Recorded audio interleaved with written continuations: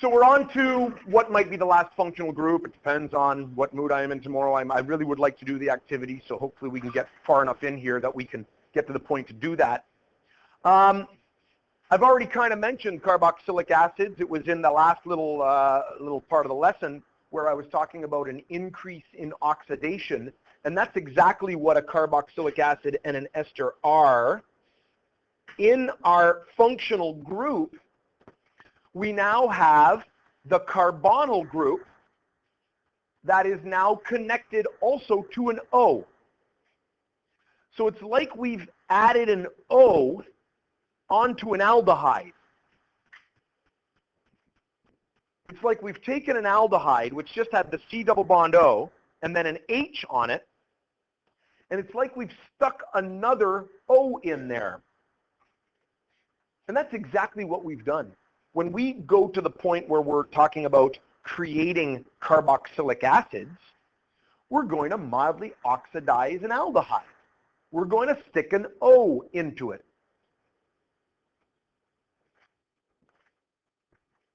In actual fact, we may have actually converted this aldehyde, if I had put enough of the potassium permanganate into it, I may have actually converted it all the way to a carboxylic acid. It may have been oxidized even further than what we had thought.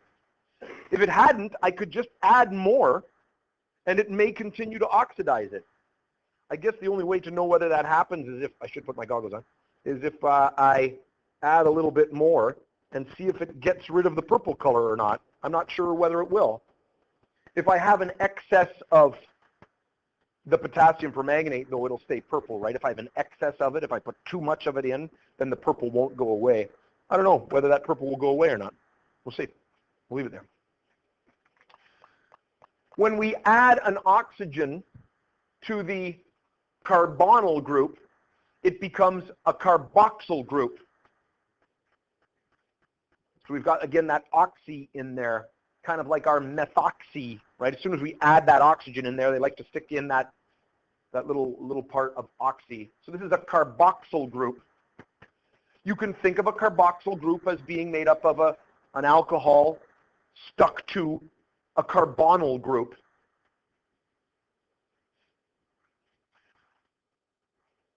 A carboxylic acid has to have the H on the end of it, and therefore there's going to be no number needed when we start naming it.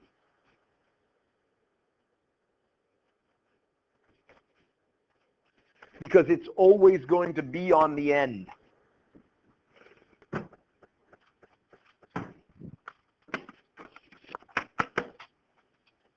Looking at its properties, that end is definitely polar because it's got the C double bond O. That's going to be unequal sharing, but it also has an OH.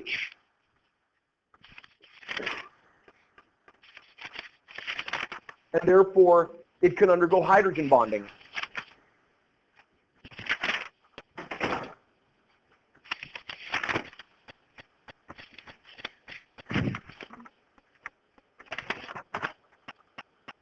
So this is even more polar because part of the molecule can undergo dipole-dipole interactions, and part of the molecule can undergo hydrogen bonding interactions.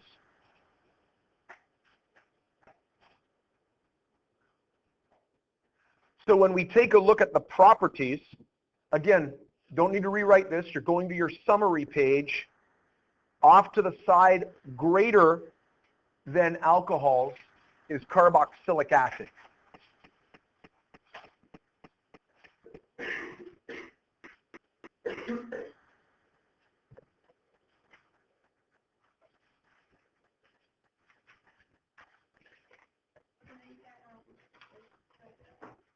I don't know if they're the same or not as these examples or not. Oh no, those aren't on our naming quiz tomorrow. No.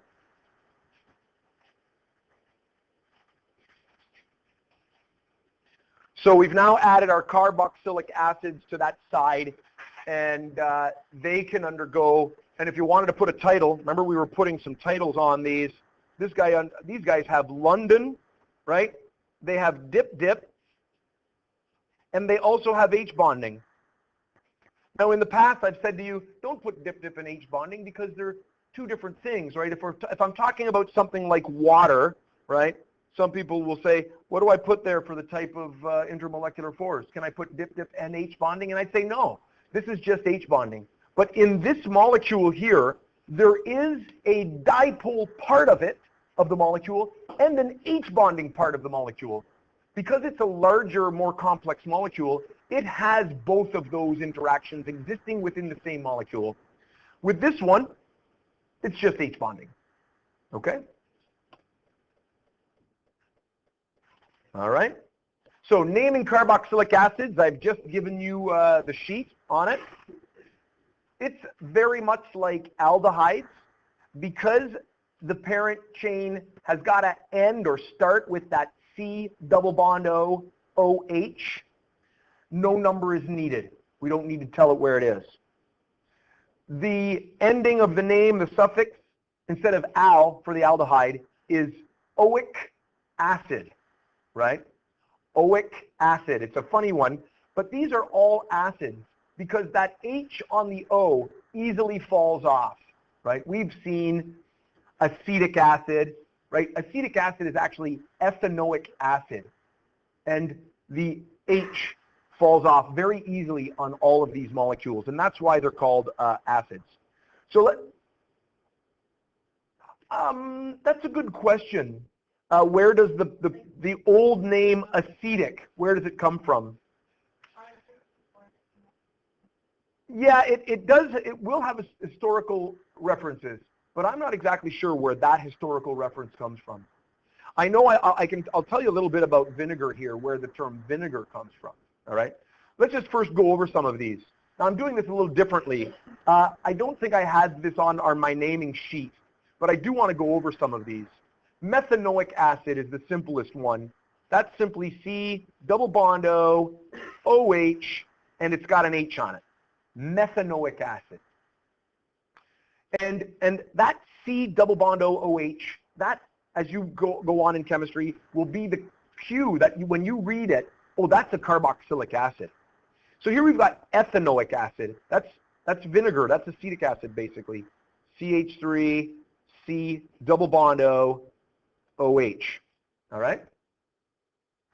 So if you had something like hexanoic acid, look, I've got the same thing twice. Why do you think I have that? That's the craziest thing in the world.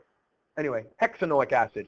1, 2, 3, 4, 5, 6, and double bond O, OH. Bang. I always put it on the end. I don't know why. And that's maybe because of the way the naming goes, hexanoic acid, so I just put that on the end. Doesn't matter. That's, by the way, the number one carbon, though. If we have a branched situation, that's a number one carbon. H3, H2, H2, H2, H2, and then that's full. Yep.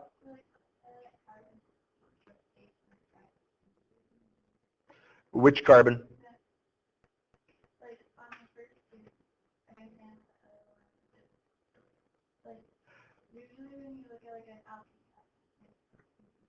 Mm-hmm. Mm-hmm.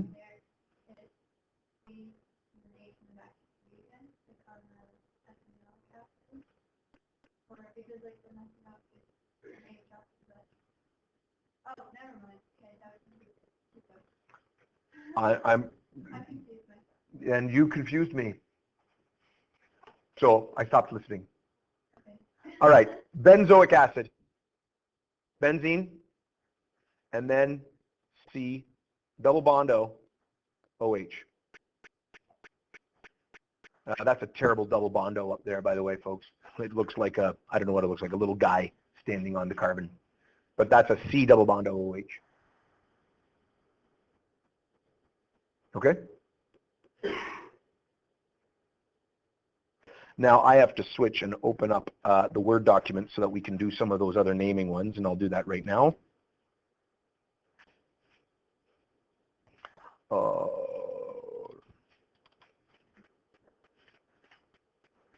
And I'm going to just open here. Naming carboxylic acids.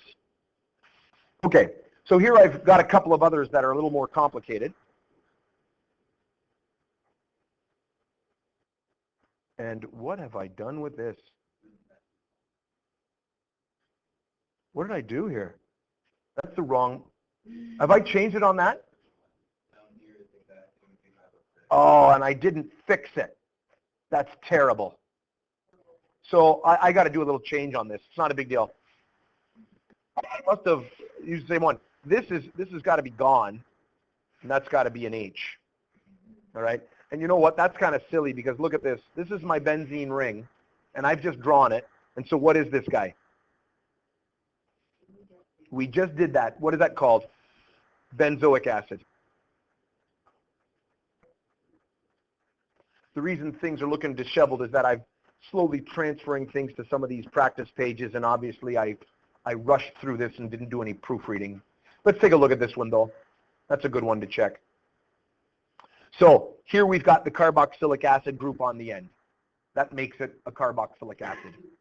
Now I'm putting the branches on it. 1, 2, 3, 4, 5, but I don't know how to name that funny thing. 1, 2, 3, 4, 5, or 1, 2, 3, 4, 5. It doesn't make any difference, but that has to be 1. 1, 2, 3, 4, and I'll put the 5 over here with a branch there and a branch there. So main chain is 5. It's got a carboxylic acid on the end of it. So what's the main name called?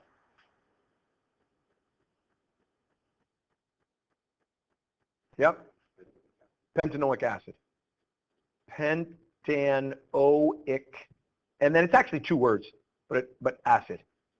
Pentanoic acid. Now I do my branches. What's first?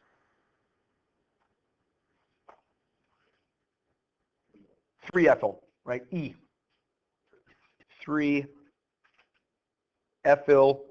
and then 4. Oh, and I'm in big trouble. Methyl, and you know the way it works. Snake back over there.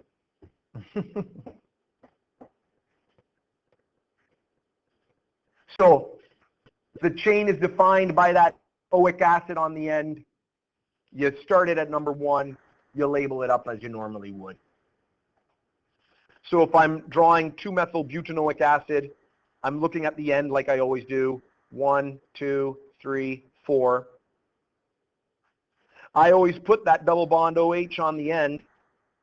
But the trick with that is that becomes my number 1 carbon, so I work my way backwards.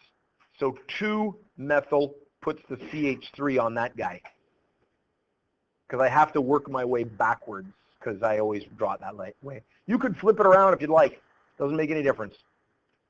And then H3, H2, I need an H on that guy, and we're done. Okay? All right? Now, we're going to head back and we're going to look back here at reactions of acids, and we've done some examples there. I could have done that example as well, but we'll just move on. There's a little bit of naming.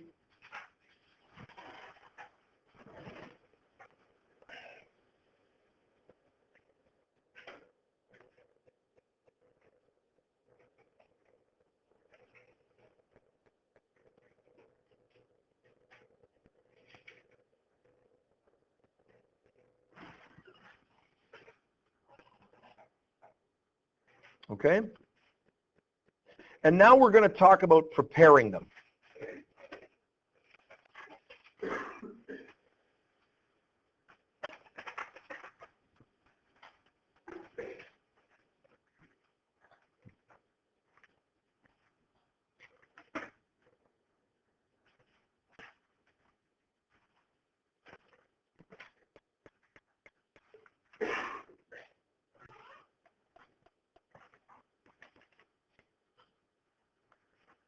As I've already mentioned, controlled oxidation means carefully increasing the connections of a carbon, and in this case we call it the key carbon, right? That carbon that's connected to the alcohol. As we continue to control the oxidation, we want to increase those connections of that key carbon with oxygen. And that's all we need to do. We need to take that aldehyde, again, do another controlled oxidation.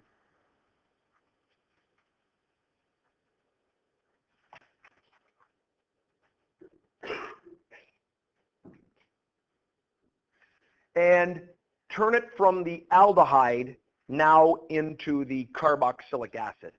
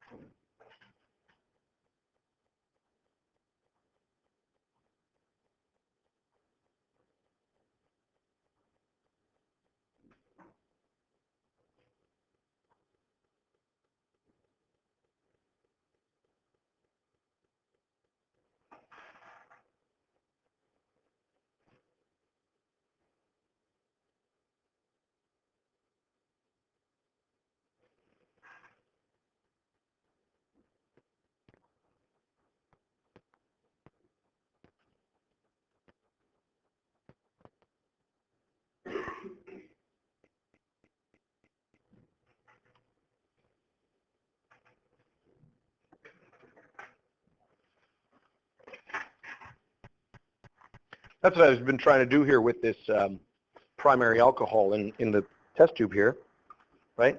You'll notice it also has turned, right? It's turned brown again, so it has oxidized it. It would be interesting to know how much more I have to add in order to get to the carboxylic acid. Carboxylic acids have a distinct odor. They tend to smell like vinegar, all right? So it would be interesting to see if I carefully wafted this. Now, it still smells a lot like the alcohol, so I'm wondering if I could continually add more and get that to become the carboxylic acid. That'd be an interesting thing to do. Just keep adding some more throughout the day, see if I can get it to have that particular odor. Yep. Ah, that's true. This guy's done a little action here as well. That shouldn't have changed. I'm not sure why. I'd have to do an investigation on what has taken place there. But it wouldn't have turned it into a ketone because there's not a reaction available there. So there must be a secondary reaction going on. I'd have to check it out. Okay, let's take a look at an example of this.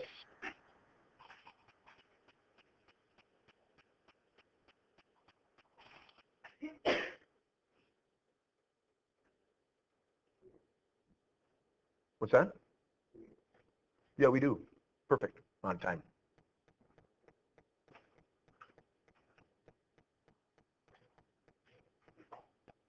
I'm showing this as a series of reactions because eventually, and we'll do this on the Monday. Actually, I can give it to you tomorrow. Many of the problems that an organic chemist has to deal with is multiple step reactions. So we're going to do this as a multiple step reaction. We've already seen the reaction of a primary alcohol with oxygen. That was the beginning of this lesson. This oxygen, take an H from here and an H from here and turn it into water. And we'll have a double bond formed in there. And we get CH3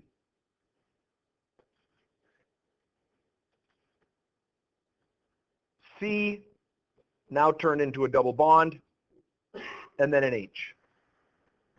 We've turned our ethanol into, and this isn't a carboxylic acid yet because it doesn't have an oxygen in there. What's this called? Ethanal. Yeah, ethanal. We've turned our ethanol into ethanal. All right? Now comes the second step. I don't think I have it down as a, yeah, step 2. Beautiful. Back up. Now I'm going to take the ethanal, CH3, CH, double bond O, and we're going to continue to oxidize it. In this case, there isn't any H's or anything taken off. This O is literally added in between the C and the H. It's added into that position.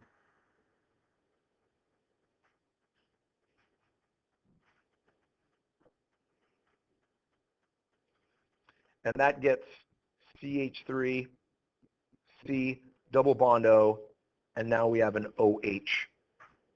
And what is this stuff called? Ethanoic acid. Ethanoic acid. So it's a two-stepper from the alcohol. Yep. Could you maybe do the reverse reaction on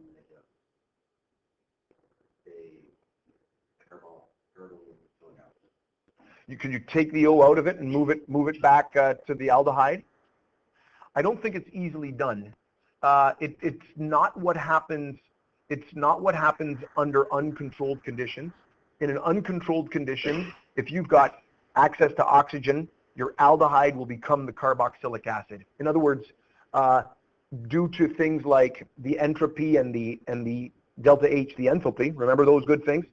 It's spontaneous towards the acid. It would have to be manipulated to work back the other way. You know what I mean? It wouldn't be a spontaneous reaction in reverse. So it doesn't naturally happen. Your vinegar in your cupboard does not naturally just turn back into an aldehyde, which is good because aldehydes aren't good for our bodies. All right? Let me just give you this last little statement here to finish this, and I'll put a little bit of homework up. I think there's a little bit of homework up here. And then I'll talk a little bit about that just for a moment at the end.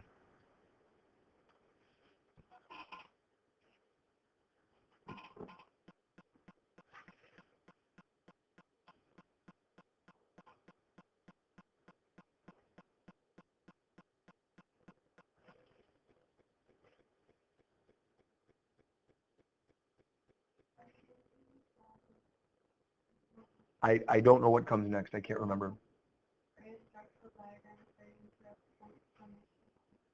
Yeah.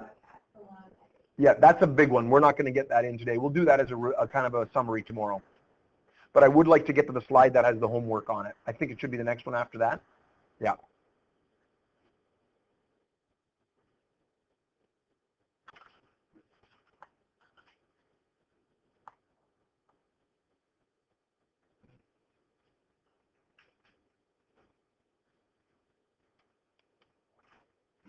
There's a couple questions there.